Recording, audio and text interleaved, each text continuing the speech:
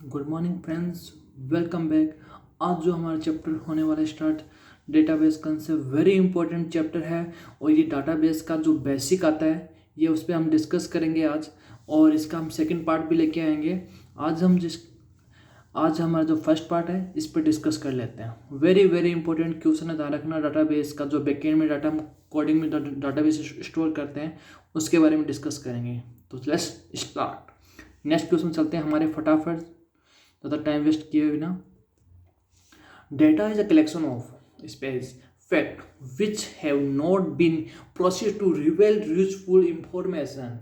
Data का जो हम कलेक्शन करते हैं फैक्ट के अंदर, which which which have not been process to reveal useful information. तो क्या होगा, डाटा को जो हम कलेक्शन करते हैं फैक्ट के अंदर, प्रोसीड करते हैं उसको, जो यूजफुल इंफॉर्मेशन है वो किसके अंदर होती है? नंबर ए ऑप्शन के अंदर फैक्ट के अंदर, ऑप्शन बी रो के अंदर, ऑप्शन सी प्रोसेस के अंदर, option D none of the above. Data collection करते हैं किसके अंदर होता है?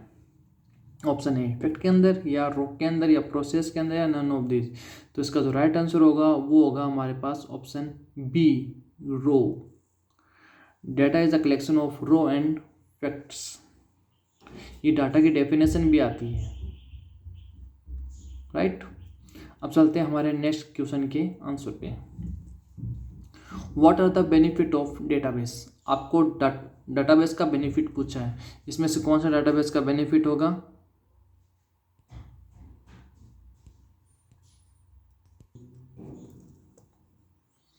Data redundancy, option B data inconsistency, option C lack of data integration, option D all of the above.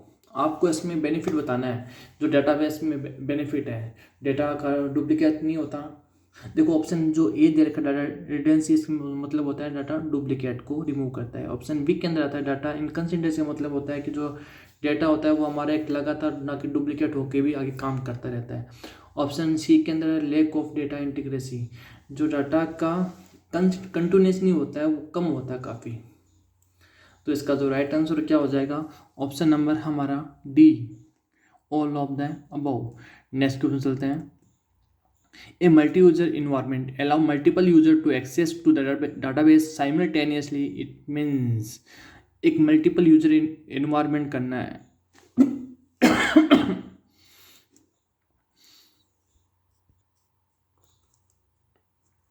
तो इसके अंदर पहले क्या होगा? ऑप्शन नंबर ए के अंदर है sharing of data, option B के अंदर देगा self describing nature, option C के अंदर देगा program data independence, option C के अंदर देगा नन ऑफ द अबव।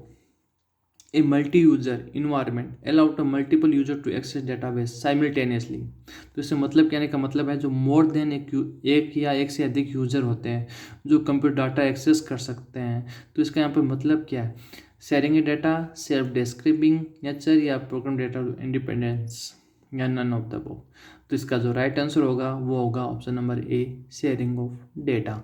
यानी एक ही डेटाबेस है हमारे पास और उससे मल्टीपल यूजर डाटा एक्सेस कर रहे हैं, ध्यान रखना हो। तो वो ऑप्शन क्या होगा? शेयरिंग ऑफ डेटा, डेटा को शेयर कर रहा है, option number A. Next question चलते हैं हमारे।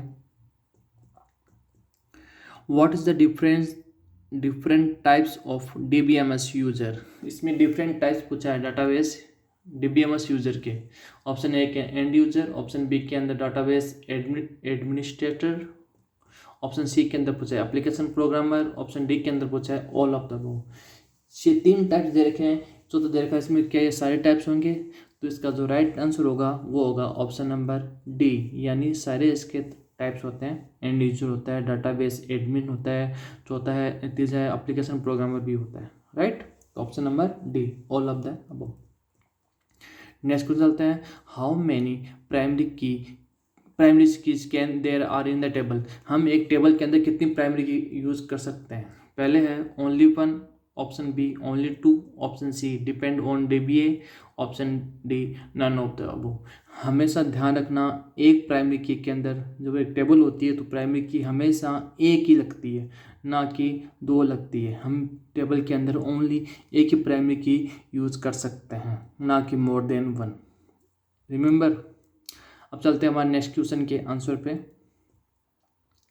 Question, right application program to interact with the database. कौन से केस एप्लीकेशन है जो इंटरेक्ट करता है डीबीएमए के साथ में? Option A end user, option B database administrator, option C application programmer, option D all of the above. क्या बोल रहा है, क्वेश्चन को ध्यान से पढ़ना। ऐसी एक एप्लीकेशन लिखना प्रोग्राम जो इंटरेक्ट करती है किसी डीबी डाटाबेस के साथ में, तो वो किसके साथ करेगी? एंड यूजर के साथ में, डाटाबेस एडमिनिस्ट्रेटर या एप्लीकेशन प्रोग्राम।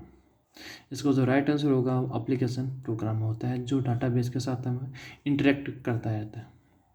राइट आंसर, ठीक है, option number C application programmer. Next question चलते हैं हमारे। Advantage of using DBMS approach. इसका अप्रोच पूछा है, उसका बेनिफिट लाभ क्या है डीबीएमएस अप्रोच का? ऑप्शन नंबर एक के अंदर दे रखा है reduction in redundancy, option B के अंदर दे रखा है इम्प्रूव कंसिस्टेंसी, ऑप्शन सी के अंदर रखा है इम्प्रूव अवेलेबिलिटी, ऑप्शन डी के अंदर रखा है ऑल ऑफ द अबव। अगर हम डीबीएमएस के अप्रोच को हम यूज़ करें तो हमें उसका बेनिफिट क्या क्या मिल सकता है? रिडक्शन इन रिडेंसी यानी डुप्लीकेट आएगा तो उसको रिमूव करेगा, ऑप्शन बी के अंदर इम्प्रूव कंसिस्टेंसी यानी उसके अंदर लगातार काम करते हैं हेल्प मिलेगी, ऑप्शन सी के अंदर दे रखा है इम्प्रूव अवेलेबिलिटी यानी उसके अंदर हमेशा वो अवेलेबल मिलेगा आपको। तो इसका जो राइट आंसर हो जाएगा option number D all of the above. Next question चलते हैं। Limitation of using DBMS approach. अब इसका जो क्या पूछा है, हानि पूछा है। लिमिटेशन का मतलब होता है यहाँ पे लॉस या हानि बोल दो यहाँ पे। तो क्या होगा? हाई कॉस्ट, ऑप्शन ए में हाई कॉस्ट दे रखा है, ऑप्शन बी के अंदर security and recovery overhead, option C के अंदर दे रखा है both A and B, option D के अंदर दे रखा है none of the.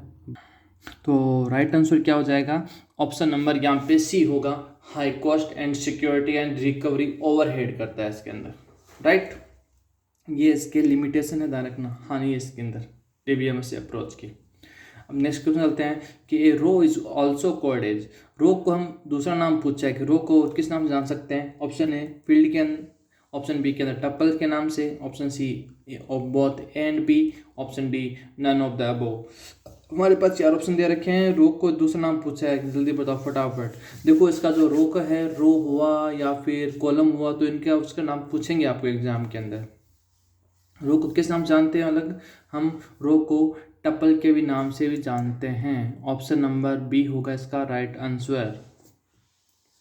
Next question चलते हैं। ए कॉलम इज ऑल्सो कॉल्ड, ये देखो कॉलम का आ गया। अब कॉलम का पता रहना चाहिए, जैसे रो को आपको पता है कि टपल कहते हैं, तो उसी टाइप से कॉलम को और किस नाम से जान सकते हैं, जानते हैं। जैसे फर्स्ट ऑप्शन आता है A attribute, option B relation, option C आता है डोमेन, ऑप्शन डी आता है डिग्री। ध्यान से देखना, थोड़ा कंफ्यूज ना हो जाए। नन ऑफ दिस का कोई क्वेश्चन नहीं दे रखा, ये ध्यान रखना। ऑप्शन भी नहीं दिया बिल्कुल भी। कॉलम को हम दूसरे नाम जानते हैं उसके एट्रीब्यूट के नाम से। इसका राइट आंसर हो जाएगा option number A. Next question चलते हैं। The data types of value in each column are called. Data type की जो वैल्यू होती है कॉलम के अंदर, उसे किस नाम जानते हैं? एट्रीब्यूट के नाम से, रिलेशन के नाम से, या डोमेन के नाम से, या फिर डिग्री के नाम से। क्वेश्चन समझ में नहीं आए, अगेन फिर से उसको रिपीट कर लो। The data types of value in each column are called. प्रत्येक कॉलम क्या कहते हैं? तो यहाँ पे जो राइट आंसर हो जाएगा ऑप्शन नंबर सी डोमेन। देखो डाटा टाइप्स पूछा है, वैल्यू पूछा है इसके अंदर, और इन each column.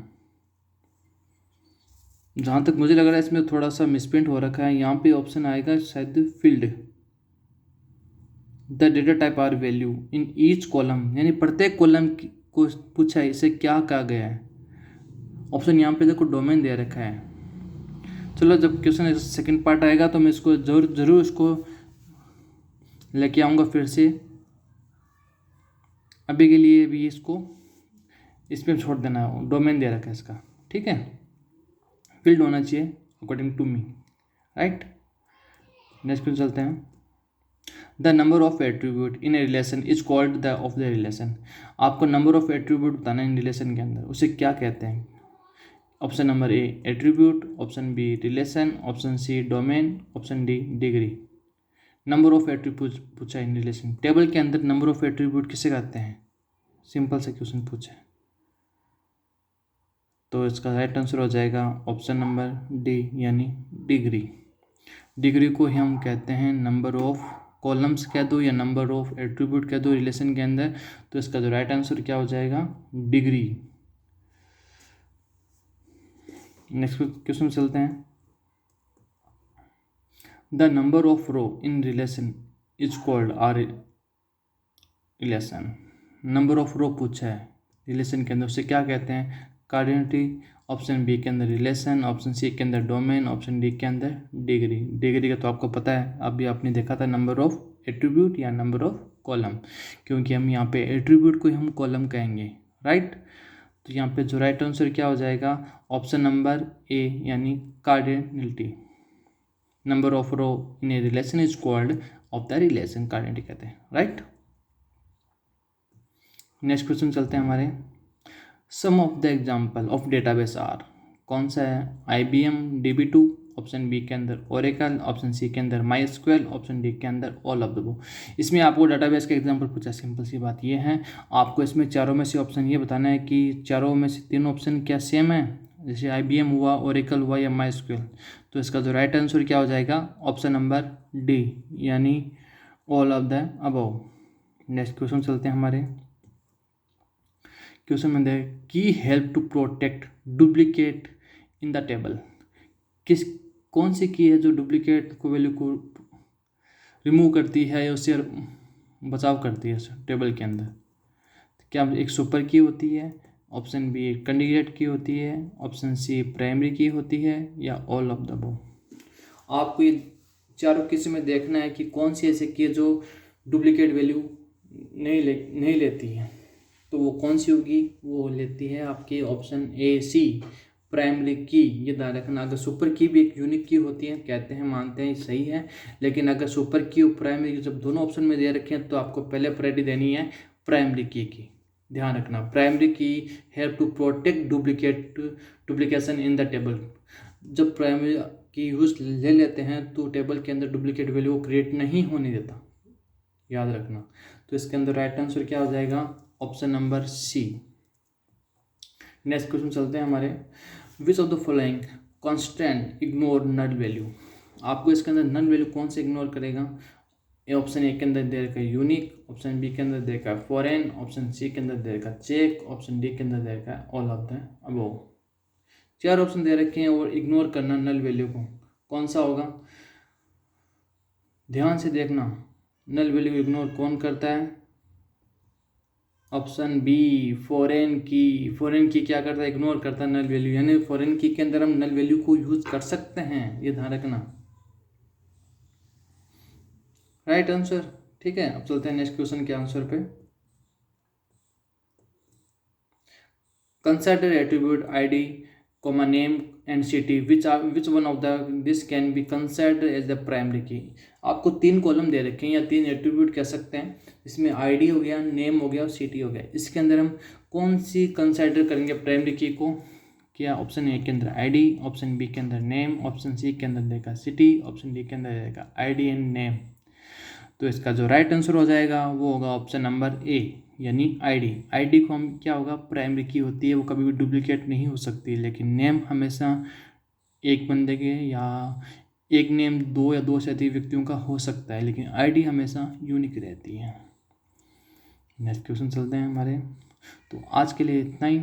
Thank you for class, धन्यवाद, राम राम।